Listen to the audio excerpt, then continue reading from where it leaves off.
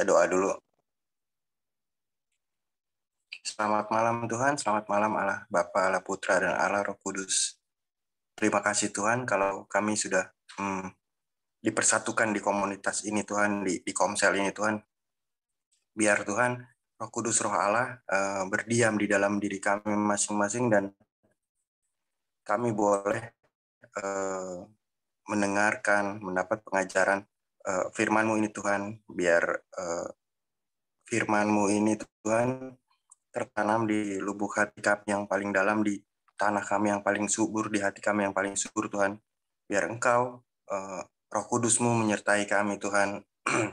Dalam nama-Mu kami sudah berdoa dan mengucap syukur. Ya, malam teman-teman. Ini nggak apa-apa ya kalau sedikit-sedikit gugup ya. Nanti Pak Gem dikoreksi lagi ya kalau ada salah-salah gitu ya kan. Ya jadi ya malam ini aku mau bawain tentang benih dan berbuah gitu. Jadi emang setiap kita kan harus berbuah lah ya pasti ya. Kalau di dalam Tuhan tuh berbuah di dalam keluarga, berbuah di dalam pekerjaan, di dalam pelayanan gitu loh ya kan. Cuman di sini aku lebih mau ngebahas sebenarnya sebelum ada buah itu pasti kan ada benihnya gitu ya kan. Oke. Next. Ya, jadi ini aku mau bicara tentang perumpamaan tentang seorang penabur ya. Mungkin Lia bisa bantu baca.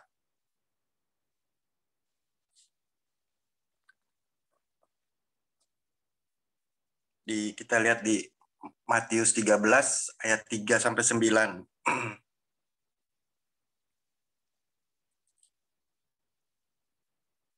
Ya, Lia bisa bantu baca, Lia.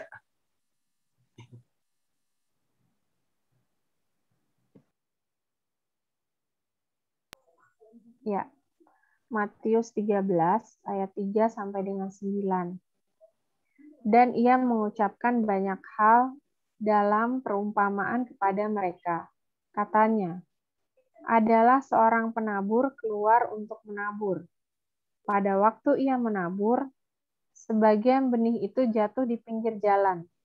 Lalu datanglah burung dan memakannya sampai habis.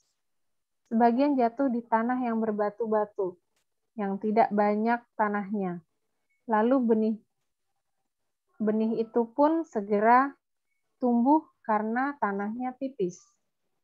Tetapi sesudah matahari terbit, layulah ia dan menjadi kering karena tidak berakar. Sebagian lagi jatuh di tanah di tengah semak duri. Lalu makin besarlah semak itu dan menghimpitnya sampai mati. Dan sebagian jatuh di tanah yang baik, lalu berbuah. Ada yang 100 kali lipat, ada yang 60 kali lipat, ada yang 30 kali lipat.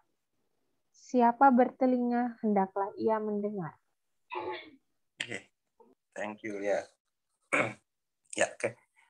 Next. Jadi, dari perumpamaan tadi itu sebenarnya ada 3 unsur ya teman-teman ya. Jadi yang pertama itu benih, yang kedua itu penabur, dan yang ketiga itu tanah ya kan. Aku jelasin dikit tentang unsur ini ya. Benih itu ya udah pasti firman Tuhan ya. Kalau kita baca di apa sih itu firman Tuhan itu ya kan, di 1 Yohanes 1 itu ada tertulis begini ya kan. Pada mulanya adalah firman. Firman itu bersama-sama dengan Allah. Dan firman itu adalah Allah. Jadi kita tahu apa itu firman. Firman itu adalah Allah sendiri ya. Gitu ya kan. Oke. Ini terus unsur yang kedua itu adalah penabur. Ya. Penabur itu sebenarnya kita-kita gitu ya kan. Jadi gini. Sebenarnya simple aja gitu. Kita sebagai orang tua ke anak. Atau kita sebagai atasan ke bawahan gitu ya kan. Jadi cuman yang lebih membedakan kalau ini kan kita kan firman atau bukan firman gitu ya kan. Tapi intinya sebenarnya kita ini menabur sesuatu yang baik, udah pasti gitu ya kan. Oke, unsur yang ketiga itu tanah. Tanah itu ya pasti tanah itu adalah hati kita gitu loh ya kan. Oke, next.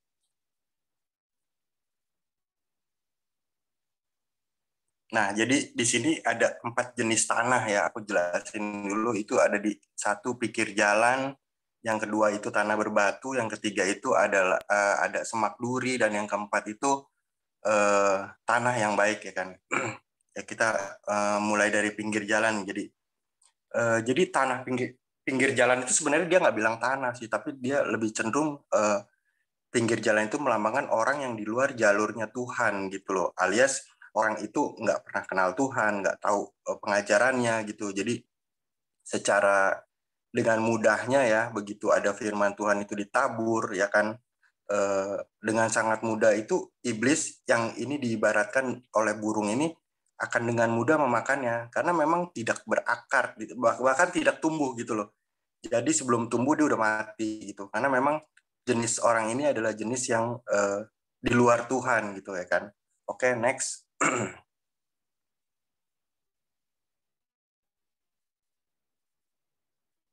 Ya, ini yang kedua ini adalah tanah yang berbatu ya kan. Eh,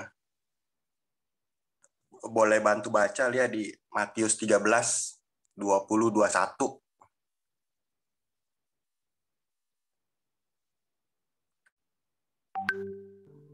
Matius 13 ayat 20-21. Benih yang ditaburkan di tanah yang berbatu-batu ialah orang yang mendengarkan firman Tuhan itu dan segera menerimanya dengan gembira. Tetapi ia tidak berakar dan tahan sebentar saja. Apabila datang penindasan atau penganiayaan karena firman itu, orang itu pun segera murtad. Ya, jadi jenis tanah yang berbatu ini bagaikan hati tuh yang apa? Dia dengar, dia terima, cuman dia nggak mengakar gitu loh. Jadi sebenarnya gini, orang yang seperti ini eh, mudah sekali tergoncang gitu ya kan, dan di sini dikatakan menjadikan orang itu murtad gitu loh. Jadi cepat berubahnya gitu ya kan. Jadi memang dia nggak mau ngakar. Mungkin sempat tumbuh, tapi ya karena karena berbagai-bagai macam penindasan atau penganiayaan, ini akan dengan mudah sekali untuk berubah gitu loh 180 derajat. Oke, kita sekarang next. Nah, ini yang tanah ketiga ini diibaratkan sebagai tanah semak duri gitu ya kan. Jadi semak duri ini menandakan itu komunitas yang buruk gitu ya kan. Jadi gini, apapun itu informasi yang kita dapatkan, biasanya tuh kita dapatkan dari orang-orang yang dekat kita dong ya. Dari pertama itu yang bisa bikin kita tuh kayak apa eh, terbawa lah gitu ya kan. Jadi di sini penting sekali komunitas itu menentukan eh, tindakan kita, pemikiran kita. Jadi gitu. Jadi kalau misalnya kita ada di komunitas yang tukang gosip ya, secara nggak langsung kita pun pasti akan terbawa dengan keseharian mereka gitu loh. Jadi kebiasaan itu akan membentuk kita gitu ya kan. Jadi sebenarnya gini, semak duri itu kan sebenarnya tanah juga. Jadi dia sebenarnya itu tuh udah eh, bisa tumbuh. Jadi tanah itu sebenarnya tanah yang baik gitu. Tanah yang cuman karena semak durinya udah lebih tumbuh, jadi otomatis benih yang kita tanam itu eh, malah jadi terhambat pertumbuhannya, karena biasanya kan benih baru itu kan butuh butuh yang namanya suplai air atau matahari atau sumber daya lain. Karena semak duri itu udah lebih besar, jadi dia juga akan eh, istilahnya dia akan mencuri sumber air untuk benih yang baru itu. Makanya di sini dikatakan dengan mudah itu semak duri itu akan memakan habis gitu ya kan. Oke, next. Ya, ini sih seperti yang kita mau semua ya. Jadi kita di tanah yang baik ini seperti hati kita lah. Istilahnya kita udah terima, kita terapkan, kita baca, kita dengar, kita implementasikan. Jadi di sini aku bacain sedikit ini. Jadi tanah yang baik itu pasti menghasilkan buah, dan buah itu bisa 10 kali lipat, 50 kali lipat, 100 kali lipat. Oke, apa sih buahnya itu ya kan?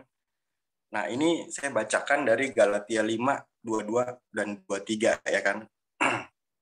Tetapi buah roh ialah kasih, sukacita, damai sejahtera, kesabaran, kemurahan, kebaikan, kesetiaan, kelemah lembutan, penguasaan diri. Tidak ada hukum yang menentang hal itu. Jadi setiap orang Kristen itu pasti mendambakan buah roh yang baik ini gitu ya kan. Jadi menghasilkan berkali-kali lipat, ya itu sih sebenarnya tujuan hidup kita gitu ya kan. Kita berbuah di dalam pelayanan, di dalam keluarga, di dalam pekerjaan, setiap aspek kehidupan kita tuh kita mesti berbuah gitu loh, gitu ya kan. Nah, ini ada satu tambahan lagi, ini di Ibrani 3 ayat 15. Dia bisa bantu baca nggak ya? Ibrani 3.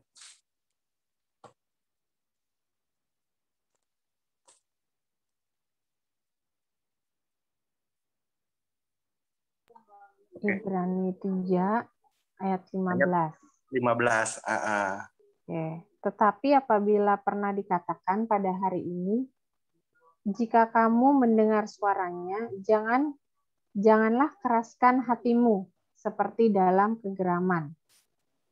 Ya, jadi ini memang ciri supaya kita menjadi tanah yang baik. Artinya hati kita tuh mesti begitu kita mendengar, kita harus lakukan gitu loh ya kan. Ya itu sharing singkat sih dari saya. Semoga dimengerti. Oke, terima kasih. Silakan tutup dalam doa, Brother Wahyu. Ya, ya. Tuhan, terima kasih Tuhan. Hamba-Mu sudah selesai, tapi hamba-Mu percaya bahwa Engkau pasti terus dan terus dan terus di dalam kami, Tuhan. Terima kasih atas firman-firman yang sudah kami dengar, dan kami percaya bahwa kami bisa untuk mengimplementasikannya di dalam kehidupan kami sehari-hari, Tuhan. Terima kasih Tuhan, hanya dalam nama-Mu kami sudah berdoa dan mengucap syukur. Haleluya, haleluya. Puji nama